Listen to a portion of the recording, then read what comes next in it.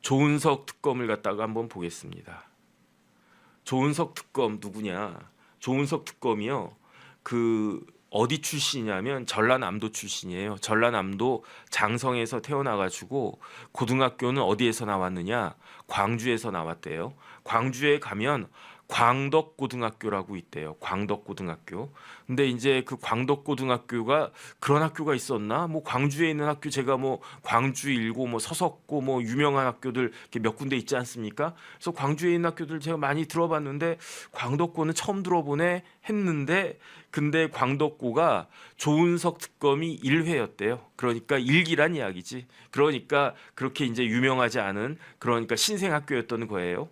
그리고 난 다음에 조은석 특검이 대학을 어디를 가느냐? 고대법대를 가요. 몇 학번이냐면은 84학번. 65년생이고 84학번이에요. 그 다음에 그 고대법대 가가지고 공부를 굉장히 열심히 해가지고 84학번 때면은 진짜 학생운동 그때가 한창 때였는데 그런데 어쨌든 조은석 학생은 그 공부 열심히 해가지고 고대법대에서 재학 중에 사법시험에 합격을 합니다. 그러면 몇 기가 되느냐?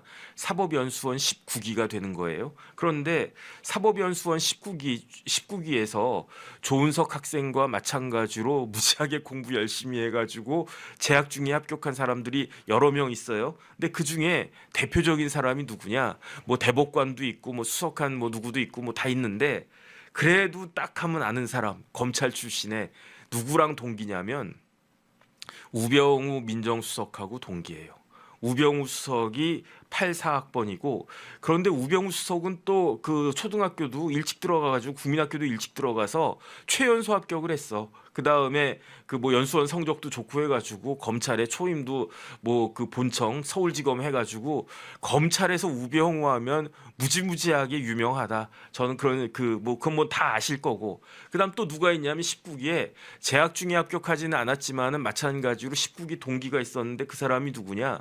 윤갑근 변호사예요. 윤갑근 변호사 검사장까지 하셨고 윤갑근 변호사가 최근에 누구 변호하고 있습니까? 윤석열 대통령 변호하고 있었죠. 그 사진도 띄워봐 주세요. 그래서 지금 윤석열 대통령은 내란죄로 또 지금도 수사 저기 재판 받고 있지 않습니까?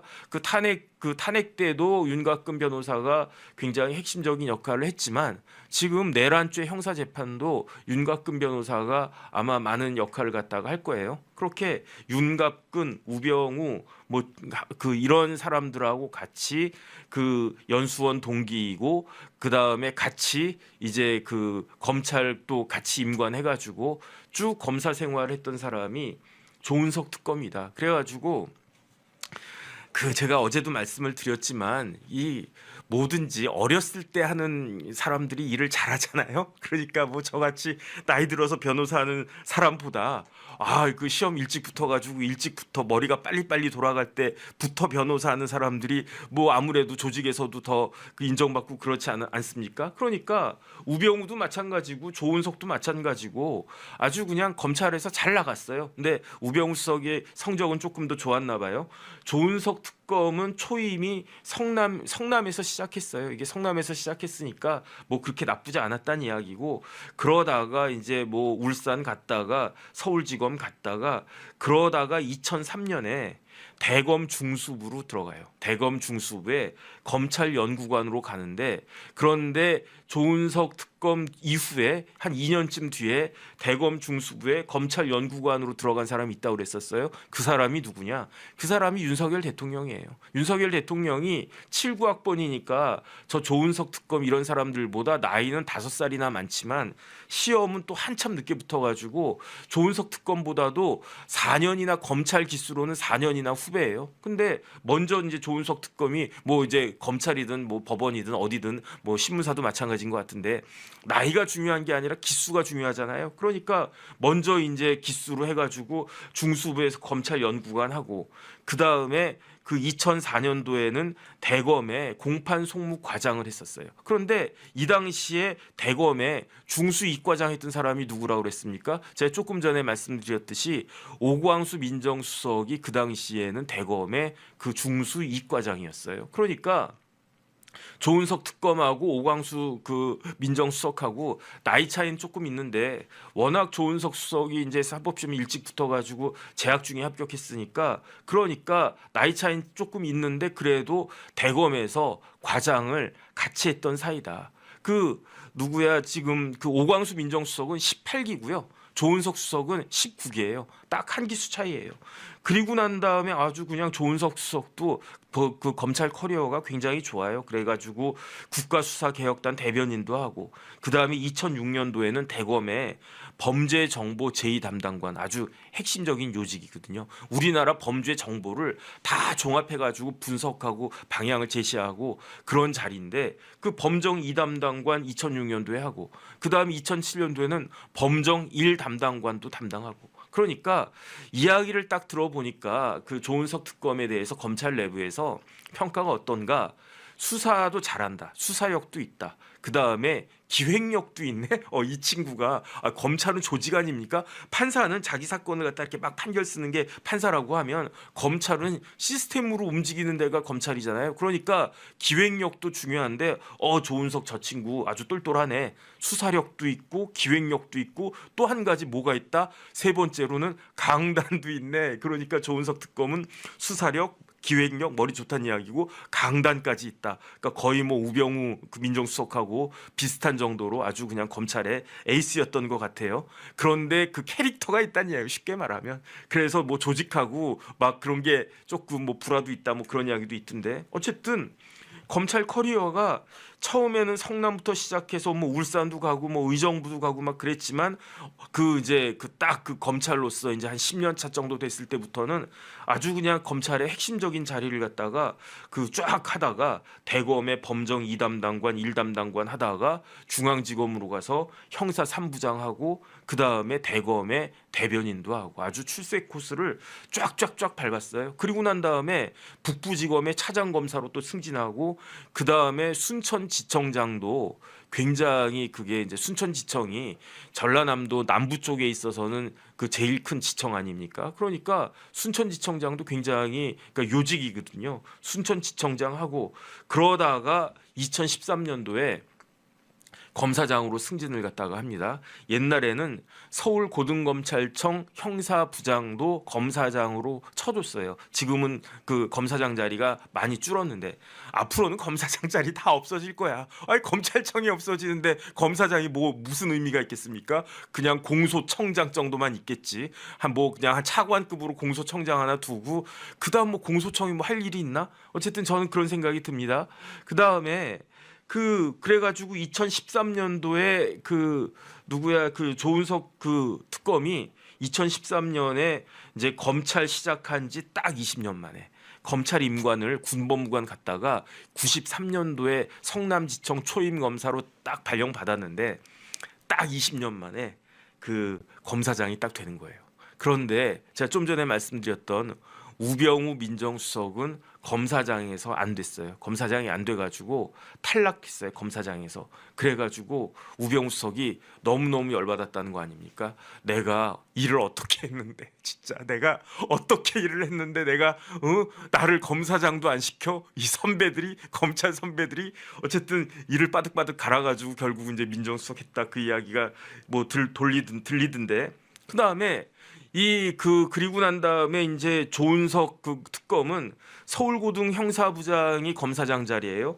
그 다음에 그 연말에 또 뭐가 되느냐? 대검의 형사부장이 된 거예요. 그러니까 대검 형사부장 자리는 우리나라의 모든 형사 사건을 쫙 그 컨트롤하는 그런 자리 아니겠습니까? 그러니까 아주 그냥 요직을 딱 갔는데 그런데 이때부터 삐끄덕한 거예요. 잘 나가던 검사 조은석의 그 검찰 인생에 삐끄덕하는 일이 생겼어요. 그게 언제 생겼느냐? 2014년. 연희님 감사드립니다. 네, 감사합니다.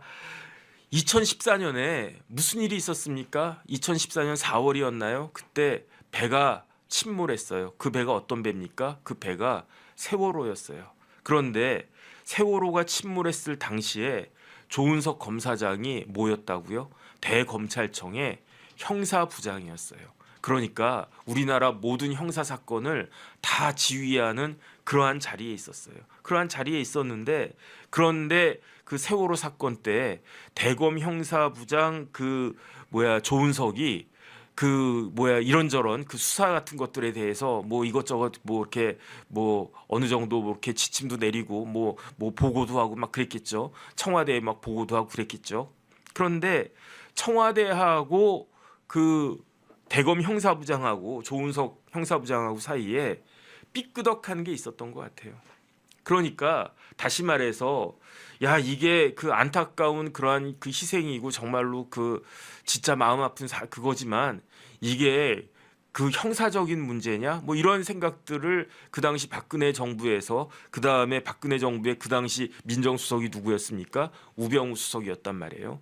그러니까 그런 생각이었는데 조은석 검사장은 무슨 소리냐 이거는 업무상 과실치사 뭐 이런 것도 충분히 성립이 되고 진짜로 그 책임을 범위를 넓혀야 된다라고 주장했던 게 조은석 검사장이고 그렇게까지 하는 건 무리한 거 아니냐라고 생각했던 게 우병우 민정수석과 그 위에 있는 그 청와대 그 참모진들의 생각이었던 것 같은데 그러니까 그때 그냥 눈밖에 확 나는 거예요.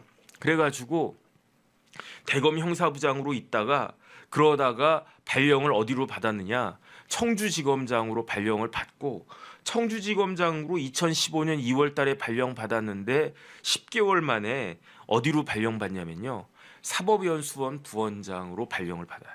그러니까 제가 사법연수원 다닐 때 사법연수원 원장님은 누구냐면 그 법원장 중에 최고가 사법연수원 원장이었어요. 서열로. 그 다음에 서울고등법원장은 사법연수원장 바로 밑이었어요. 그러니까 대법관 바로 밑에 자리가 사법연수원 원장이었거든요. 서열상으로 법원 서열상으로. 그런데 사법연수원 부원장은 그 검찰에서 검사장이 오시는데 사법연수원 그 부원장은 초임 검사장이 오는 자리가 사법연수원 부원장이었단 말이에요. 그런데 조은석 검사장은 그 서울고등 검사부장 형사부장 했죠. 대검 형사부장 했죠. 청주지검장 했죠.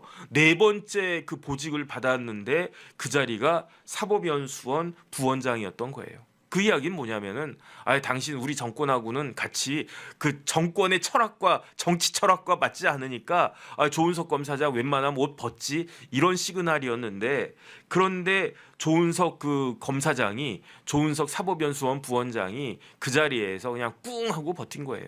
한동훈 그때 검사장이었죠. 한동훈 검사장하고 비슷한 케이스였던 거야. 그러니까 2016년, 2017년 될 때까지 그냥 1년 반 넘게 그냥 꿍 하고 버틴 거예요. 그러면서 웬만하면 좀 나가지. 어차피 찍혔는데 이럼에도 불구하고 꿍 하고 그랬는데 그 사이에 어떤 일이 벌어졌습니까? 2016년 말부터 2016년 말에 올 초하고 비슷한 상황이 또 벌어졌잖아요.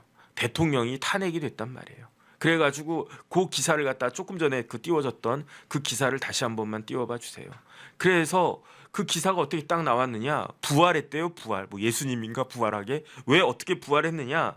그 박근혜 정권에 찍혀가지고 그냥 미운 털 박혀가지고 한직에 그냥 처박혀 있었던 조은석 검사장이 왜 그 미운 털 박혔느냐? 세월호 수사한다고 해가지고 그런데 정권 바뀌고 나니까 화려하게 부활했다. 그래가지고 서울고등검찰청 검사장으로 서울고등검사장으로 임명이 됐어요. 서울고등검사장으로 임명됐는데 저 맨 마지막 페이지줄에 뭐라고 돼 있습니까? 고검장 서열이 몇 등이다. 서울고검장이 1등이에요. 1등. 그 이야기는 뭐냐면 검찰 내에서 넘버 2예요. 대검 그 검찰총장 그 다음이 대검 차장이 아니에요. 대검 차장이 아니고 서울고등검찰청 검사장이 넘버 2란 말이에요. 그러니까 사법연수원 부원장 그 검사장 중에 넘버 꼴찌에서 서울고등철 검찰청으로 검사장 외 넘버 1으로 수직 상승한 거야. 그러니까 그 지검장급에서 고검장급으로 승진을 했는데 그 고검장급에서도 넘버 1으로 뭐 대구 고검장도 아니고 뭐 저기 뭐 수원 고검장도 아니고 그 서울 고검장으로 확 올라간 거지.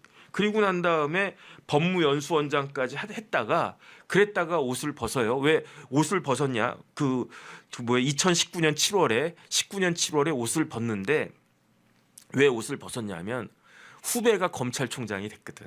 그러니까 아마 조은석 검사장은 그때 야 내가 검찰총장 될 수도 있겠다라고 생각을 했었을 거고, 그때 강력한 경쟁자가 누구였을까?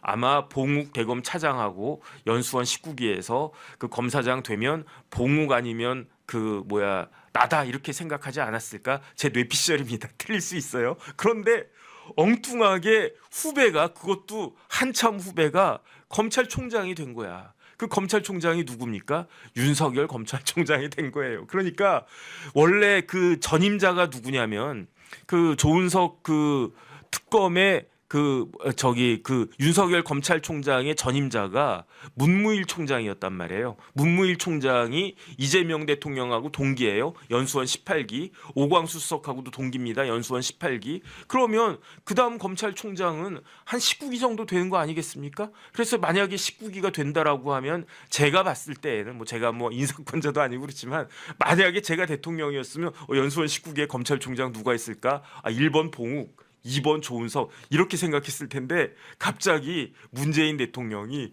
뻥 하고 뛰어가지고 19기도 아니야, 20기도 아니야, 21기도 아니야, 22기도 아니야.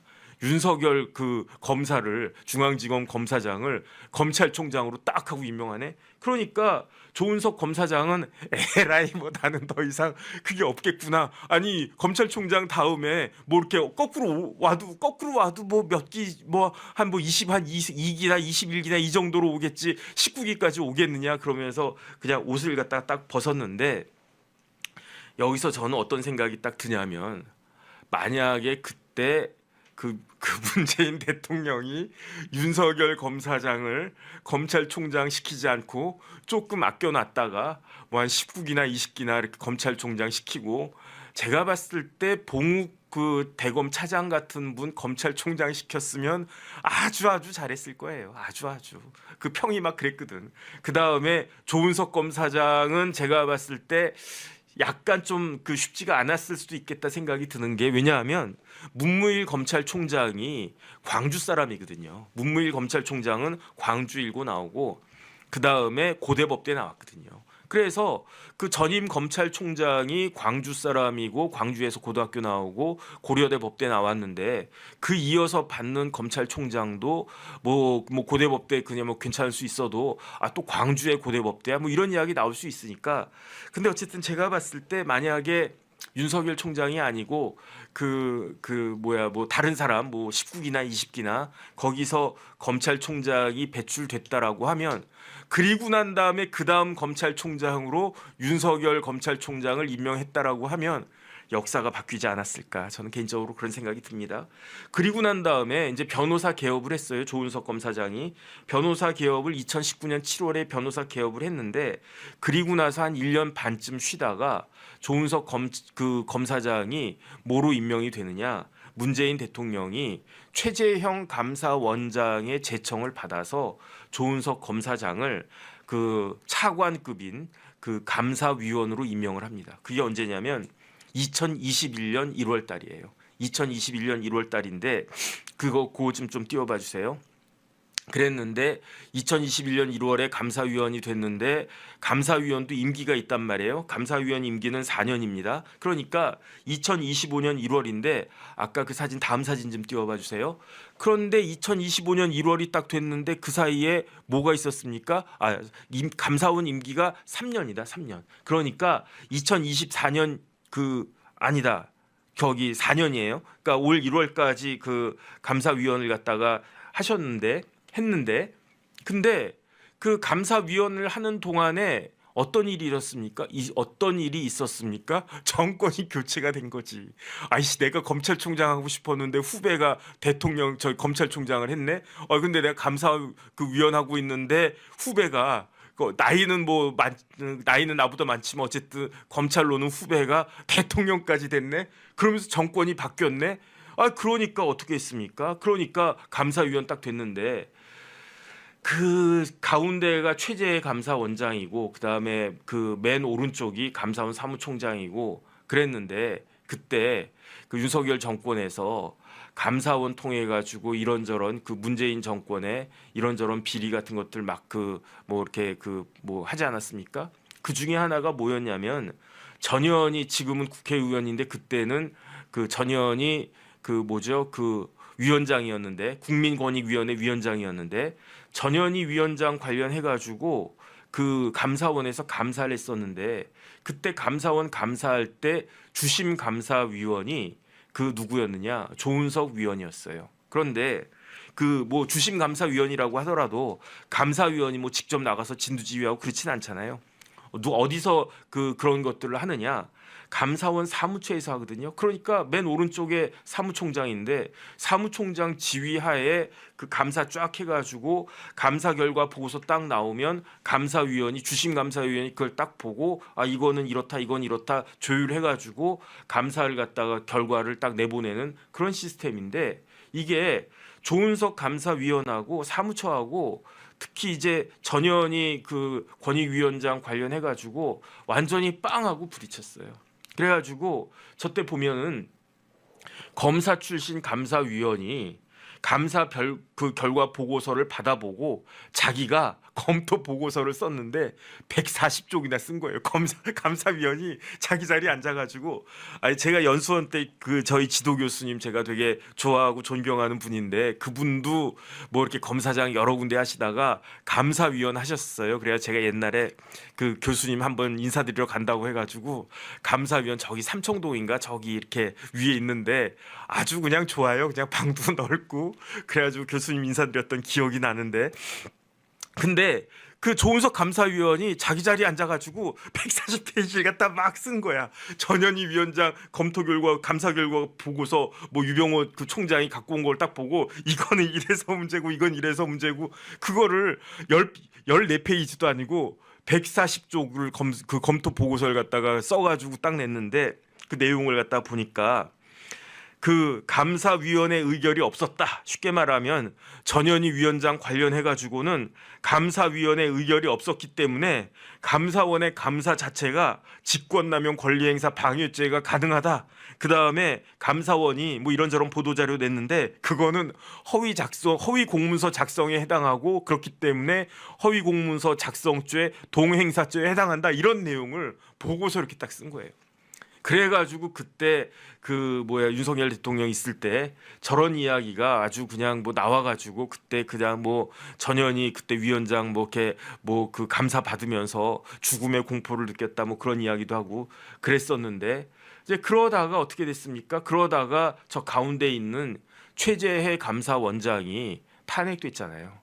그 탄핵 소추가 됐단 말이에요. 최재해 원장 탄핵 소추가 된 다음에 그 탄핵 정국에서 감사원장이 탄핵이 됐으니까 탄핵 소추가 됐으니까 직무가 정지됐잖아요. 그 직무가 정지된 상태에서 감사원장 직무대행을 한 사람이 누구다? 그게 조은석 감사위원이었던 거예요. 그 언제까지? 2025년 올해 1월까지. 왜냐하면 임기가 4년이니까. 2021년 1월에 임명됐기 때문에 그 중에서는 최고참이 그 조은석 감사위원이었는데 어쨌든 그런 분이 이번에 그 내란죄 특검을 맡은 겁니다. 그러니까 아마 많은 사람들이 긴장할 수밖에 없을 거예요. 제가 뭐라고 그랬습니까? 조은석 그 검사는 그 초임 때부터 젊었을 때부터 아주 어떻게 평가를 받았다? 수사력이 짱이다. 수사 잘한다는 이야기예요. 기획력도 짱이다. 이게 그림을 잘 그린다는 얘기예요. 그러니까 스트럭처를 잘 짠다는 이야기예요. 거기에다가 강단이 있다는 거예요. 강단. 그러니까 누가 뭐라고 그래도 내가 맞다라고 생각하는 거는 그냥 뭐 이것저것 좌고우면하지 않고 그렇게 그냥 한다. 이런 아주 강한 캐릭터를 가진 사람이 이번에 다른 특검도 아니고 내란죄의 특검으로 딱 임명이 된 겁니다. 그래가지고 그 다음 페이지 좀 띄워봐 주세요. 조은석 특검이 뭐라고 이야기했느냐. 사초를 쓰는 자세로 특검을 하겠다 그랬어요. 사초가 뭡니까? 역사책을 쓰는 거잖아요. 역사책. 그러니까 옛날에 조선시대 때 무슨 뭐죠? 그 승정원 일기 같은 거 그런 것들을 그 하는데 우리나라 그 옛날에 조선시대 때는요 기록을 많이 했어요. 그래가지고 임금이 뭐 했는지 뭐 똥을 쌌는지 밥을 뭘 먹었는지 다 기록을 갖다가 해가지고 그걸 갖다가 촉으로 만든 게 그게 사초잖아요. 어쨌든 그런 자세로 역사를 역사를 의식하면서 수사를 하겠다. 저는 이런 느낌이 들고 뭐 그런 태도는 나쁘지 않다고 생각을 해요. 그 다음에 수사 논리에 따라서 특검하겠다. 그래서 제가 그 바라는 게 딱 그거예요. 그냥 법대로만 하세요. 법대로만. 이게 뭐 정치적인 뭐 그런 고려 같은 거 해가지고 없는 거를 있는 걸로 하지 말고 있는 거를 뭐 이렇게 감추지 말고 그냥 있는 그대로만 딱 수사해가지고 법리대로만 수사하고 그 다음에 이제 특검이 결국 나중에는 재판까지 다 그 해야 되거든요. 공소유지까지 판결 받을 때까지. 그러니까 이 특검이요 앞으로 주구장창하는 거예요. 그러니까 조은석 그 특검은 이제 변호사 뭐 더 할 필요도 없고 왜냐하면 좋은 그 특검이 아니 뭐 특검이 뭐 대단해 이렇게 생각할 수 있을지 모르지만 특검이 차관급 그 대우 받거든요. 고등검찰청 검사장급 대우를 받아요. 그러니까 이 그 내란죄가 재판 얼마나 하겠습니까? 제가 봤을 때 이번 정권 그 뭐야 이재명 그 정권이 끝날 때까지 특검 그 재판까지 대법원까지 끝나지 못할 수도 있어요. 제가 봤을 때에는 뭐 대장동 재판 생각하시면 됩니다. 제가 봤을 때는 그럴 것 같거든요. 그럼 앞으로 4, 5년 동안 차관급 그냥 월급 받으면서 그냥 뭐 지금 그 누구야 그 특검이 그 조은석 특검이 65년생이니까 지금 60살이잖아요. 뭐 한 65세까지는 이게 뭐 일감이 뭐 이렇게 다 물론 이제 변호사 하면 돈을 더 많이 벌 수도 있겠지만 어쨌든 고등검찰청 그 검사장급의 그 대우는 이제 확보가 된 거니까 어쨌든 지금 제가 봤을 때는 좌고우면하지 말고 그냥 법대로만 하기 바란다. 그냥 정치적인 논리 이런 거 없이 그랬으면 좋겠다는 게 제 개인적인 생각이고요.